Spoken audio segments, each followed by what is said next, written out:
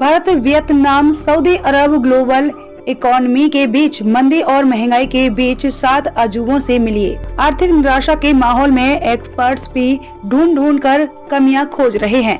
किस देश की इकोनॉमी में कहां दिक्कतें हैं, सब उधेड़ कर सामने रख रहे हैं। इस दौर में भी भारत समेत कुछ ऐसे देश हैं जो उम्मीद की लौ जलाए हुए हैं।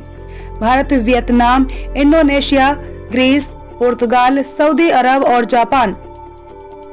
ऑथर और ग्लोबल इन्वेस्टर रुचिर शर्मा ने हमारे सहयोगी टाइम्स ऑफ इंडिया के लिए अपने लेख में इन्हें वैश्विक अर्थव्यवस्था के 7 अजूबे बताए हैं। बाकी देश के मुकाबले इन 7 देशों की अर्थव्यवस्था काफी बेहतर स्थिति में है। ये देश कई सारी धारणाओं को धता बताते हुए आगे बढ़ रहे हैं। दुनिया की सबसे तेजी से उभरती 7 अर्थव्यवस्थाएं अजूबा क्यों हैं? भारत की अर्थव्यवस्था दुनिया की सबसे तेजी से बढ़ती अर्थव्यवस्थाओं में एक है और आगे भी रहेगी। नियंताओं ने इतने सुधार कर दिए हैं कि चीन के कड़े नियमों से परेशान इन्वेस्टर्स भारत का रुख कर रहे हैं। भारत दुनिया की दूसरी सबसे बड़ी उभरती हुई अर्थव्यवस्था है। डिजिटल सर्विसेज और मैन्युफैक्चरिंग में नया निवेश रंग ला रहा है। बड़ा घरेलू बाजार भारत को वैश्विक मंदी से दूर रखे हुए है। चीन के साथ बढ़ते तनाव के बीच पश्चिमी देशों ने चीन +1 की रणनीति अपनाई है। अक्सर वह 1 कोई और नहीं वियतनाम होता है। इस देश ने इंफ्रास्ट्रक्चर में तगड़ा निवेश किया है जो मैन्युफैक्चरिंग एक्सपोर्ट पावर के लिए जरूरी है।